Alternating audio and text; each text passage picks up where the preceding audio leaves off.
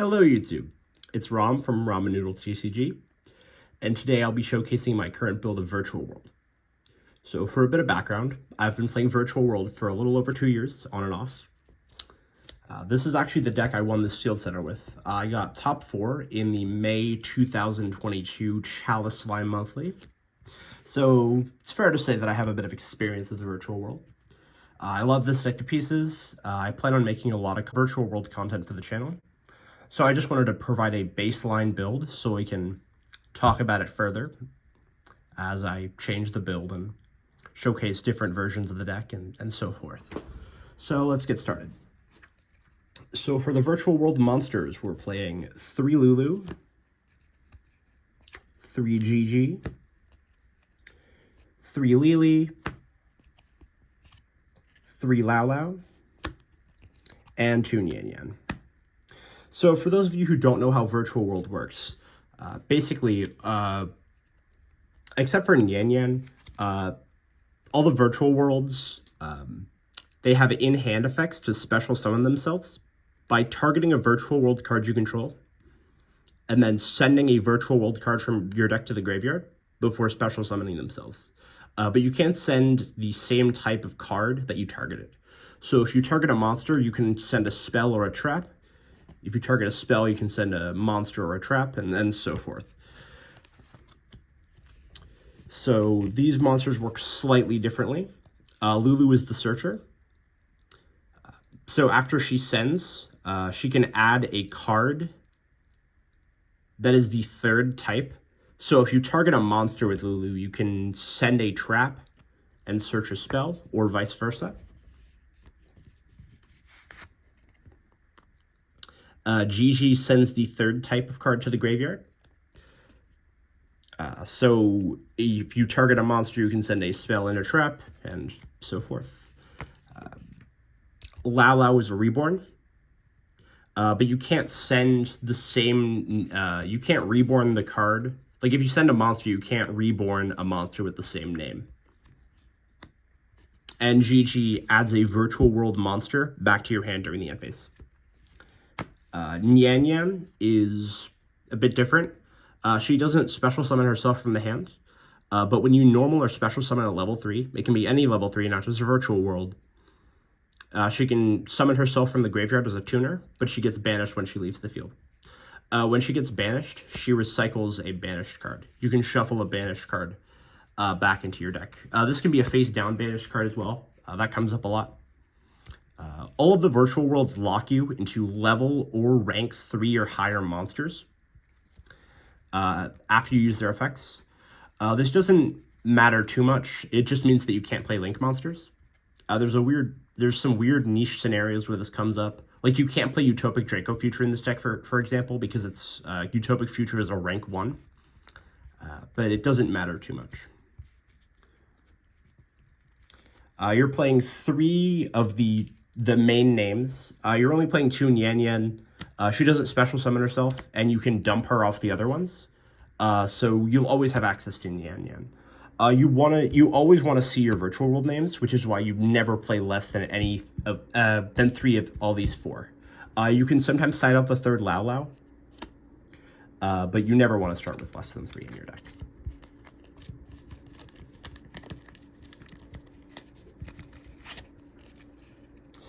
Now we'll move on to Honorary Virtual World Monster, Kashtira Fenrir. I'm playing 3 of this. I know this card is a bit expensive.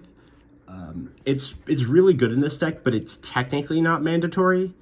If you guys want me to profile a build of Virtual World that doesn't play Fenrir and some of the more expensive extra deck monsters, I'd be happy to do a budget build for you. So Fenrir is good in this deck because it's an extender, but it's a +1 in card advantage because you can Fenrir search another Fenrir. This deck tends to empty its hand pretty quickly, so having +1s in card advantage is really nice. Fenrir also helps you break boards going second, which is really useful. Also, it's a level 7, which helps you make level 10 synchros with level 3 tuners. Speaking of level 3 tuners, we're playing 3 E-Telly. You can summon Lulu and Nian Yan off this. Usually you want to be summoning Yan Yan, who's not a tuner, but there's some scenarios where you'd summon Lulu. There's actually some interesting combos with that I'll explain later.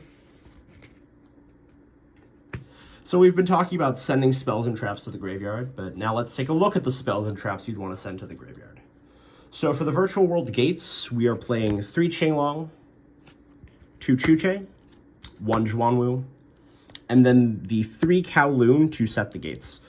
So Kowloon is the normal spell that places a gate face up in your spell trap zone.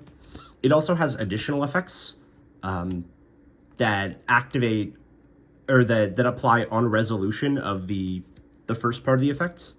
They don't come up at all, but the 3+ effect mills you cards, so that means you can Ash Kowloon, which is an interesting interaction that is important to note. You usually want to set Chuche off of the Kowloon, but sometimes, especially going second, you'll want to set the Qinglong. You'd never ever set Zhuanwu off of Kowloon. Zhuanwu just kind of sucks. You only play for the graveyard effect. Speaking of graveyard effects, Qinglong can banish itself from the graveyard to search a virtual world monster, and then you send a card from your hand to the graveyard. Note that this is a send to graveyard and not discard. So if you were to play dangers in this deck, for example, you can't discard the dangers and then summon them, and then trigger them. That doesn't work. That's not how this works, sadly. Qinglong has an on-field effect. That's an ignition effect to banish a virtual world from your graveyard to negate a card. This is your out to problematic floodgate monsters like Winda and Maguska. And it also helps you bait interactions, because you can activate Qinglong, try to negate something, and then if they negate and destroy it, you have Qinglong in graveyard, so you can get your search. So it helps you play through stuff. Some builds only play 2 Qinglong. If you play Desires, you have to play 3 Qinglong. But if you play Prosperity, you can maybe cut this down to 2 if you're struggling for space. 2 Chuche, 1 Zhuanwu with standard. Chuche is the lifeblood of the deck. So it has an on-field effect that can pop a face-up card by shuffling 2 of your banished virtual world cards back into your deck. And its graveyard effects, it can banish itself from the graveyard to increase or decrease the level of a virtual world card by 3. This comes up in a lot of your combos. Zhuanwu banishes itself from the graveyard to revive a virtual world card, and then you have to send a card from your hand to the graveyard. Sometimes people side out the Zhuanwu, but it's not, I don't personally recommend this, but you can if you want to. So those are the gates. Now moving on to the consistency spells. So we're playing 2 Pot of Desires and 3 Small World. Desires is really good in this deck. You play a lot of 3-ofs, so you're not risking too much by activating Desires and banishing 10. Sometimes you can banish awkward 1-ofs, like your Zhuanwu, or you can banish like your Chuches and things, but you can put them back with Yan Yan, which is really important. Even though you can put cards back with Yan Yan, playing 2 Qinglong with Desires is a bit risky, because you always want to be sending Qinglong. So having to like get your Yan Yan online and resolve that before you can send a Qinglong makes things really awkward. Small World is crazy in this deck, especially with Kashtira Fenrir. Fenrir is an Earth Psychic, level 7, so it bridges to any of your virtual world names, and thus any of your virtual world names can bridge back to this. Your virtual world names also bridge to each other. Lili and Gigi bridge into Lulu, and Lao Lao bridges into Lili. So that's important to note. There's a lot of Small World is just great. It's crazy. Moving on to the hand traps. We only have room for 6. We're playing the 6 most generic ones. We're playing 3 Imperm, 3 Ash. Ash is also a good Small World bridge just because it's a level 3. It's a level 3 that doesn't share any types with your cards, and it's also 0 attack, so it bridges with Lao Lao. So moving on to the extra deck, we are playing the standard fare for Virtual World Synchros, the 1 Shen Shen, the Juju, Coral, Stardust, Vermilion. So Shen Shen is kind of a macrocosmos. When your cards would be sent to the graveyard, they're banished instead. Or when any card on the field would be sent to the graveyard, it's banished instead. The camera will focus. Thank you. It also comes back by banishing 2 monsters from your graveyard with different types and attributes, which is really important. This is why your deck has such a good grind game. Shen Shen coming back every turn, and Chuche being able to recycle your resources helps you outgrind a lot of other decks.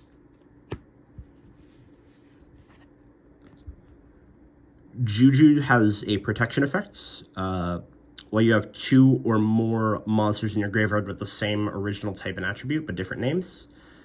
And it also has a removal effect that sends, not targets. Or it targets and sends, not destroys. Some decks actually have trouble outing Juju, which I find pretty funny.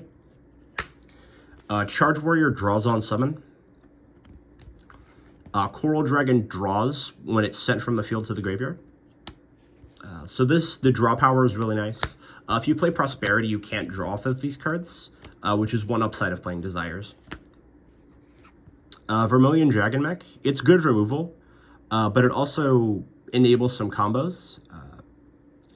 If you eat E-Telly for Lulu, extend into Vermilion Dragon Mech, you can Vermilion Dragon Mech, banish the Lulu, pop itself, trigger the second effect to add the Lulu back to hand, and then you can activate the Lulu, which is pretty cool.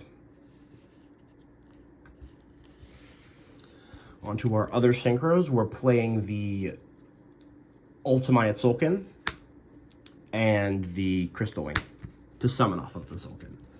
So Tzolk'in you make with 2 level 6s, usually. Keep in mind that while you have Shen Shen up, you can't summon Tzolk'in because the materials have to be sent to the graveyard. This is important to note. You almost always have a set for Tzolk'in. Because if you don't open up Chuche access, you'll be searching Kowloon with Lulu to get to your Chuche. So if you start with Kowloon, it might be a little weird to find a set, but starting with Kowloon plus names is really good anyway, so it's alright, it's not too weird. And then Crystal Wing is the target we summon off of the Tzolk'in. It's a monster negate, it's really good card.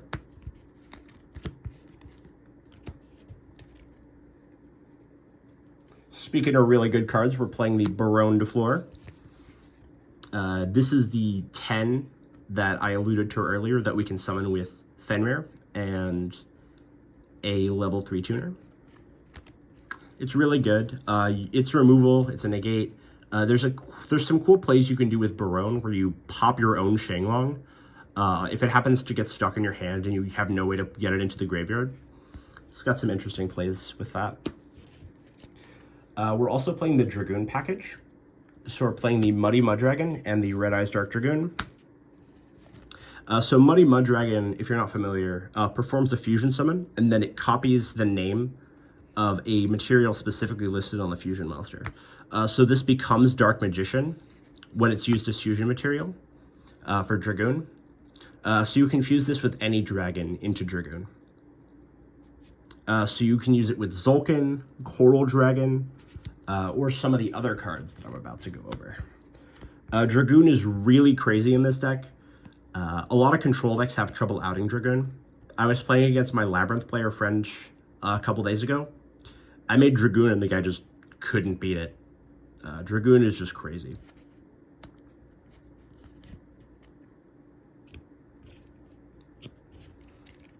On to the Xyz monsters. We're playing the 1 Jaja, the 1 Zeus. So Jaja is just a Zeus enabler.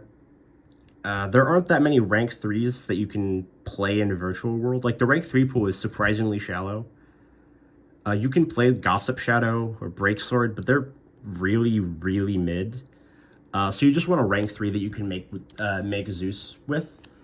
Rank 3s are super easy to make because you can just normal a 3 and then summon back Nyan Nyan as follow-up. So if you make your board, your opponent breaks it, you'll be able to make Zeus on the crackback, which is really nice. You can also play Fortune Tune, but Jaja's like a nice side grade to Fortune Tune. Because it's a Virtual World name, you can modulate it up to a 6 with Chuche, and then you can slap Gaia Charger on top. Gaia Dragon, the Thunder Charger. So the thing about Gaia Dragon is, not only is it an extra Zeus material, but it's also a dragon that you can fuse with Muddy Mud Dragon to make Dragoon. So this comes up when you make the other rank 6s, Ptolemy M7 and Beatrice. So you can, M7 is really good, it's removal, but it can also recycle your cards. So it adds back cards from your graveyard. So you can add a card back, slap Gaia Dragon on top, and then fuse with Muddy Mud Dragon to make Dragoon. Beatrice, this is not a Beatrice-centric build. I'm not playing any specific targets in the main deck, but I have some spicy side deck tech that works really nicely with Beatrice. So that's the extra. Let's get into the side. I'm playing some fairly standard side deck fare, and then I'm playing some sauce. So for the standard cards, I'm playing 3 Droll, 3 Evenly, 3 Dark Ruler, Lightning Storm, and yeah, these are fairly standard side deck cards. They help you go second. Droll is really good. It's going to become a lot better in a post-Duelist Nexus metagame with the rise of Pearly and Monodium decks. So this might find its way into the main deck.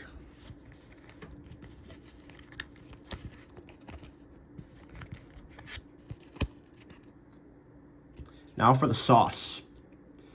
So I am playing the 1 Psy-Frame Gear Gamma and the Psychic Soldier that rides into battle against the security forces. So I'm playing the Gamma Driver. The idea behind this is that Virtual World has a really difficult time against Kashtira, because Kashtira Arise Heart, the effects of Arise Heart, you can't resolve your Virtual World names under it. You can activate them, it banishes the card from your deck, but don't get to summon your Virtual Worlds. So that's a pretty big problem. So we need to clean out to Arise Heart. So this turns Small World into a board breaker. So you can Small World search Gamma. Small World will get banished, triggering the mandatory effect of Arise Heart. And then you can Gamma to negate and destroy the Arise Heart. It's a really nice way to break a Kashtira board. And for going first, I'm playing Trevi Karma and Monodium Reframing. So Monodium Reframing is a counter trap that can negate spells, traps, or monster effects while you control Synchro. And Trevi Karma can banish itself from the graveyard to search a card that mentions Visa's Starfrost. Now this mentions Visa's Starfrost, so you can use Beatrice to send Trevi Karma to the graveyard, and Trevi Karma can banish itself to search the Reframing. So the idea behind this is that you can side these in going first if your opponent's going to side in board breakers, so you can search a counter trap. So you have a form of negation for board breakers like Dark Ruler and Evenly Matched. So yeah, that's the Virtual World deck profile. I was going to do a test hand or two after the deck profile, but I was worried about making the video too long. I don't feel like 1 or 2 test hands would really do Virtual World justice, so I might make a dedicated test hand video in the next few days if you guys are interested in seeing that. I already have deck profiles in the works for other builds of Virtual World. Right now I'm looking into that Crimson Dragon bandwagon. So if you don't want to miss that, please consider subscribing to Ramen Noodles TCG. Thanks for watching, and have a great day.